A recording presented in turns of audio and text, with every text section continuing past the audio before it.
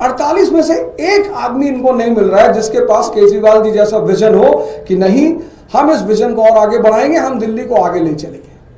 इनकी ये नाकामी पूरी दिल्ली प्रदेश की जनता देख रही है। तो 8 तारीख को दिल्ली विधानसभा के परिणाम आ गए और आज लगभग 10 दिन पूरे हो गए हैं और बीजेपी अपना मुख्यमंत्री डिक्लेयर नहीं कर पाई। इसमें मुझे बस एक चीज लगती है कि नेता का जो सबसे बड़ा गुण होता है जिससे राष्ट्र और समाज का विकास होता है, वो होता है उसका विजनरी होना, कि उसे दिखाई पड़ता हो कि क्या करने से समाज, परिवार, राष्ट्र आगे बढ़ेगा।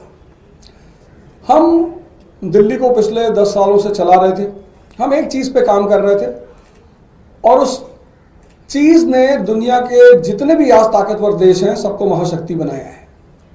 आप सबको पता ही होगा, वो चाहे यूनाइटेड स्टेट्स ऑफ अमेरिका हो 1787 में स्लम एरिया, आज सुपर पावर, चाहे वो जर्मनी हो, चाहे वो जापान हो, चाहे आज चाइना हो, सब ने एक चीज पे काम किया है और उसका नाम है ह्यूमन रिसोर्स। नेचुरल रिसोर्स होने के बाद भी अगर ह्यूमन रिसोर्स स्ट्रांग नहीं होगा तो वो राष्ट्र कभी आगे नहीं बढ़ पाएगा, वो राष्ट्र कभी मजबूत नहीं हो पाएगा। और ये बात हमारे नेता अरविंद केजरीवाल जी को बिल्कुल स्पष्ट थी। और इस ह्यूमन रिसोर्स के 2 सबसे स्ट्रांग पिलर हैं। पहला पिलर एजुकेशन और दूसरा पिलर हेल्थ। भारत जब महाशक्ति था, प्राचीन काल की अगर मैं बात करूं एंशिएंट पीरियड की, तो पूरी दुनिया के उस वक्त जो नॉन दुनिया थी, उस दुनिया में लगभग सारे देशों के लोग भारत में पढ़ने के लिए इच्छुक थे। मैं बात कर रहा हूं नालंदा और तक्षशिला की, और मैं बात कर रहा हूं फाइहान और ह्यूएनसांग जैसे लोगों की जो चाइना से भारत पढ़ने के लिए आए। तो जब देश में शिक्षा उच्चतम स्तर पे थी तो देश महाशक्ति था।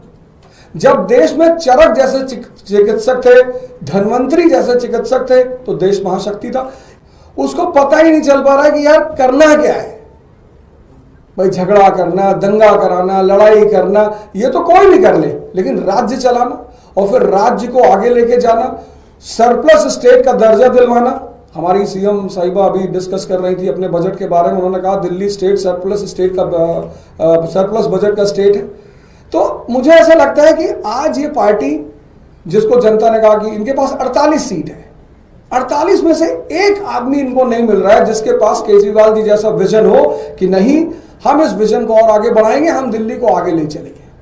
इनकी ये नाकामी पूरी दिल्ली प्रदेश की जनता देख रही है। और ऐसा मुझे लगता है कि जहां तक इन्होंने कहा था कि 20 तारीख को हमारा मुख्यमंत्री शपथ लेगा, तो मुझे लगता है शायद 20 तारीख को भी नहीं ले पाएंगे, क्योंकि इस विकास धारा को आगे बढ़ाना और आगे चलाना वो हमारे नेता और हमारी पार्टी के ही बस में है।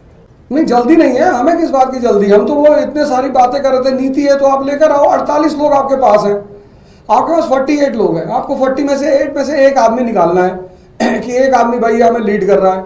तो कम से कम दिल्ली की जनता को ये तो पता चले कि भाई ये इनका मुख्यमंत्री का चेहरा, अब तो इलेक्शन खत्म हो गया, इतना दिन वेट करने की क्या जरूरत है। अगर नीति है तो बताओ, अगर चेहरा है तो दिखाओ। मैं पहली बार इलेक्शन लड़ा और 4 फ्रंट पर मेरी उपलब्धियां रही। आज भारत में मेरे पास एक विधानसभा है जिसमें 46,000 लोगों ने मेरे ऊपर विश्वास जताया है। 46,000 लोगों ने मेरे ऊपर विश्वास जताया। 500 कार्यकर्ता मेरे साथ जुड़े हुए हैं।